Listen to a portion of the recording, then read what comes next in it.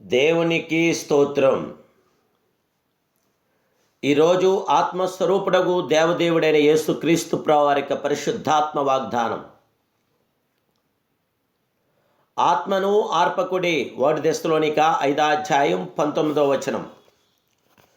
ప్రియా ఆత్మస్వరూపుడగు దేవదేవుని బిడ్డలారా, ప్రభువైన యేసుక్రీస్తు మహిమ కలిగిన ఘనమైన నామములో మీ అందరికీ నా హృదయపూర్వకమైన శుభాభివందనాలు క్రీస్తు ఘనమైన నామములో తెలియపరుస్తున్నాను.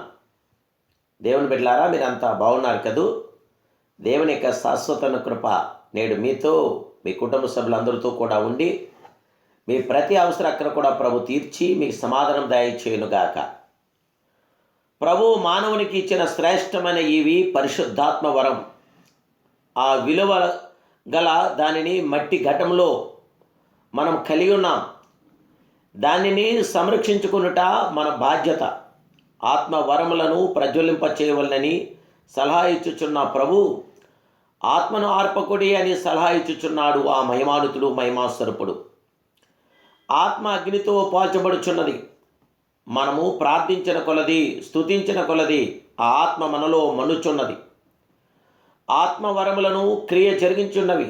మనము ఆత్మను దుఃఖపరిచినట్లా మనము పొందిన ఆత్మ ఆరిపోవచ్చున్నది. దేవదేవుని బిడ్డలారా, పాతకాలమందు హరికేని దీపములు ఉండేవి.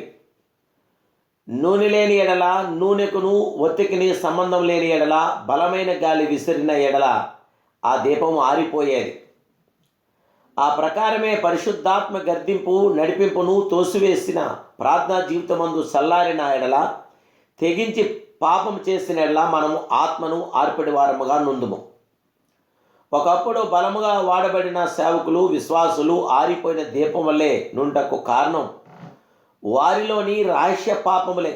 జీవగల దేవదేవుని బిడ్డలారా, దేవుని బిడ్డ, నీవు ఎన్నడూనూ ఆత్మను ఆర్పక ప్రజ్వలింప చేయము. ఆత్మ నివసించును. నీ శరీరమును పరిశుద్ధముగా ఉంచుకొనుము. పరిశుద్ధులగుటకే దేవుడు మనల్ని పిలిచాను కానీ అపరిశుద్ధులుగా ఉంటకు దేవదేవుడు మనల్ని పిలవలేదు. కాబట్టి ఉపేక్షించేవాడు మనుషుని ఉపేక్షింపడు, కానీ మీకు తన పరిశుద్ధాత్మను అనుగ్రహించిన దేవునినే ఉపేక్షించును.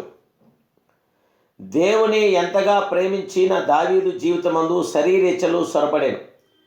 తన కనులతో పాపం చేసెను, బత్షెబతో శయనించెను. దాని ఫలితం ఎంతో ఘోరం.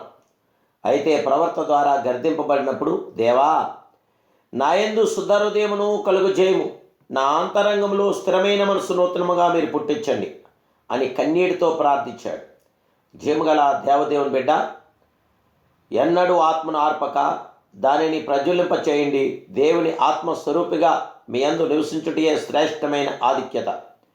ఆసక్తి విషయంలో మాంద్యులు కాక ఆత్మ యందు తీవ్రత గలవారే ప్రభువును సేవించి, ఆరాధించి, మహింపరిచి, ఘనపరిచి ఆయన అద్భుతమైన దీవుల్లో మీరు పొందండి.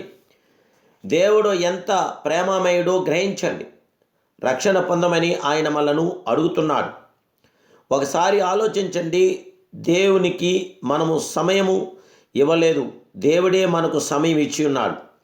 జాగ్రత్త పడి మేలుకోవాలి. సమయం వెళ్ళిపోతుంది. ఇప్పుడే పరిశుద్ధాత్మ దేవుడి నామానికి మహిమకరంగా నీ జీవితంలో నీ ఆత్మని బలపరుచుకుని పరిశుద్ధాత్మ దేవుడి నామానికి మహిమకరంగా జీవితాలు కొనసాగిద్దాం. ప్రభు కృప నేడు మీతో నిలిచి ఉండునుగాక. ప్రార్థన.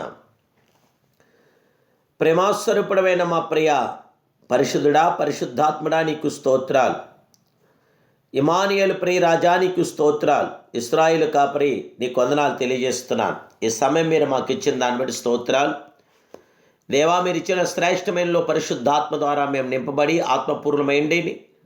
శత్రువుని జయించడానికి, సాతాను బంధకాల నుండి మేము విడిపించబడటానికి మీ పరలోక ప్రసన్నత మాకు అనుగ్రహించి పరిశుద్ధాత్మ మీ కార్యం మా పట్ల జరిగించి మాకు జయ విజయం, ఆనంద, ఆదరణ, సంరక్షణ అనుగ్రహించమని, మమ్మల్ని ఆశీర్వాదకరంగా చేపట్టి నడిపించమని నా ప్రభును రక్షకుడు పరిశుద్ధుడైన యేసు నామములో ప్రార్థిస్తున్నాను పరమ తండ్రి. ఆమేన్.